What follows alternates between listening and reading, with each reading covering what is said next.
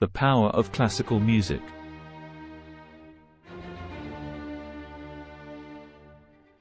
If you have watched any vintage movie on wars and battles, there will usually be several scenes with electrifying music that will jolt the audience and make you shiver with fright, joy, or even cry.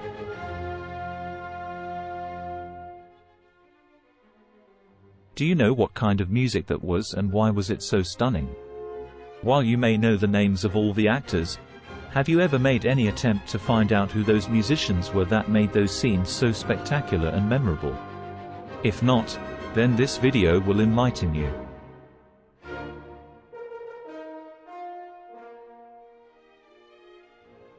As we all know, music has existed since time immemorial in a number of categories like vocal, instrumental, drums, pop, rock, etc., and has been an integral part of people's culture and traditions worldwide for ages.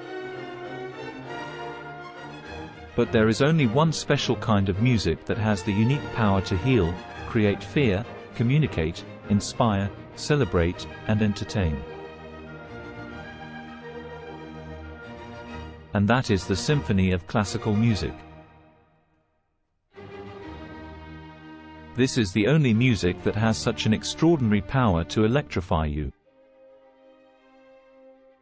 So, what is this symphony of classical music? A symphony is a large-scale orchestra intended to be played in a big concert hall. Symphonies began to be composed during the so-called classical period in European music history, ranging from 1740 to 1820. The actual term, symphony, is derived from the Greek words, syn, together, and phone, sounding. Symphonies are incredible to listen to as they evoke strong images and inspire emotions. This is why they are often used in movies. Many symphonies also tell a historical story or describe a journey. Like a book with many chapters, a symphony can take you on a mild and wild musical tour. In a span of a few minutes, a symphony can take you on an electrifying voyage of happiness, sadness, fear, courage, and so on. As youngsters, you may feel that your pop and rock music may be the best in the world. But as you grow up, you will realize that such music, though melodious, are pygmies when compared to the awesome symphony classical music.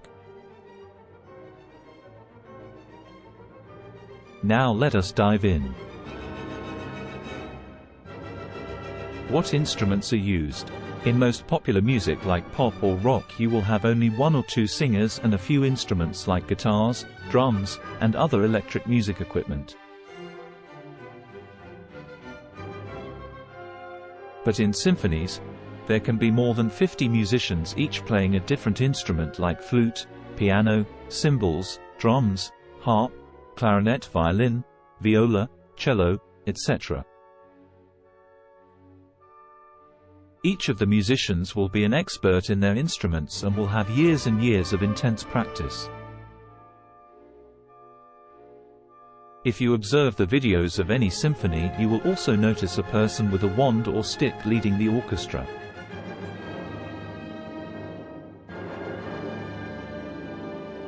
He or she is known as the conductor. They won't play any instrument but will be managing the entire group.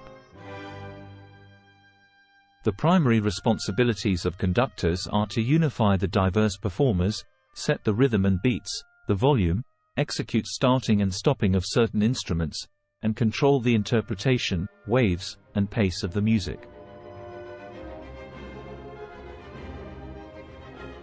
Learning symphony. A symphony has an encyclopedic number of concepts and rules, and understanding them is not easy. It's as complex as any advanced knowledge of science, mathematics, and literature, and will take years to grasp the rules and the do's and don'ts. Even if you are an experienced musician who has written and played general music like pop or rock music, you will not be able to conduct a symphony orchestra without rigorous training.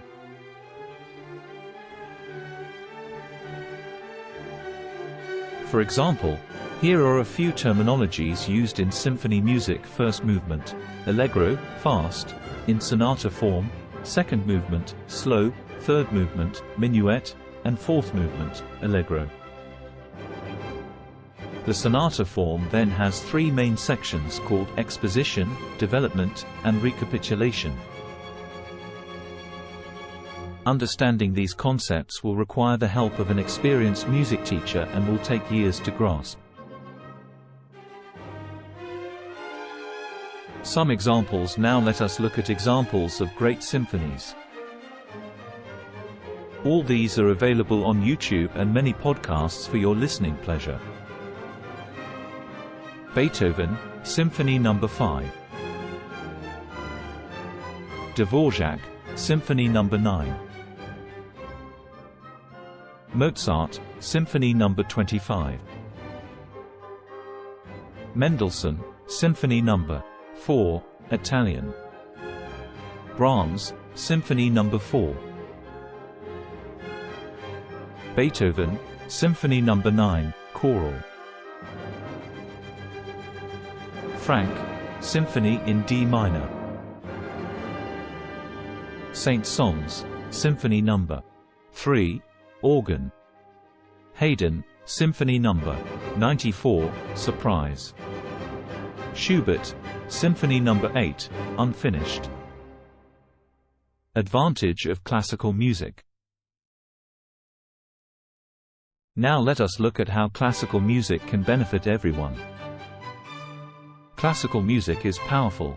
Compared to other types of music, classical music feels like a powerhouse because of the number of instruments used. The depth and range of music, ranging from the softest of notes to an absolute crescendo, is an experience that can send shivers down your spine. This has a positive effect on your brain and imagination. Improves brain. Listening to soft classical music can stimulate your brain and relax it, especially while doing some intense activity like research. It also improves your IQ level, imagination, creativity, and efficiency. The soothing music can also have a calming effect on you and increase your performance and productivity. People who listen to classical music regularly are usually calmer than people who don't. Improves sleep. Sleep disorders due to stress are very common among employees who work in high-pressure industries. This is why many resort to harmful drugs like sleeping tablets, boozing, etc., to get sleep. Instead of these, if you start listening to classical music before sleeping, it can reduce your stress and put you to sleep without depending on harmful methods. For example, great music like symphony orchestras can be a terrific stress reliever. Listening to such good music before sleep after a harrowing day in the workplace can discharge the stress you would have accumulated and can make you sleep quickly.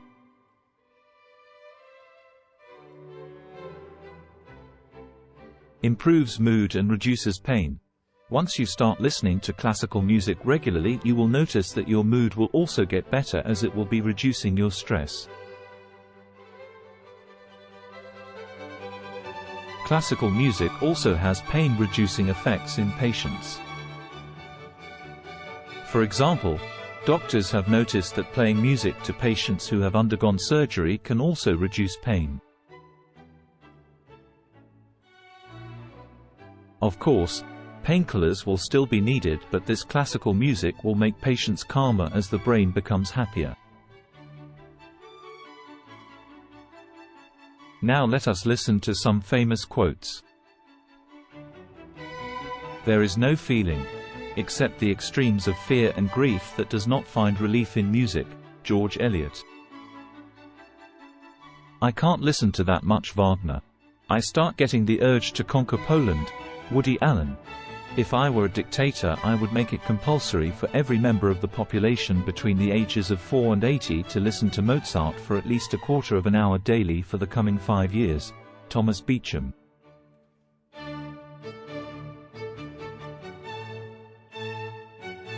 Music hath charms to soothe a savage beast, to soften rocks, or bend a knotted oak. William Congreve. Music washes away from the soul the dust of everyday life. Red Auerbach.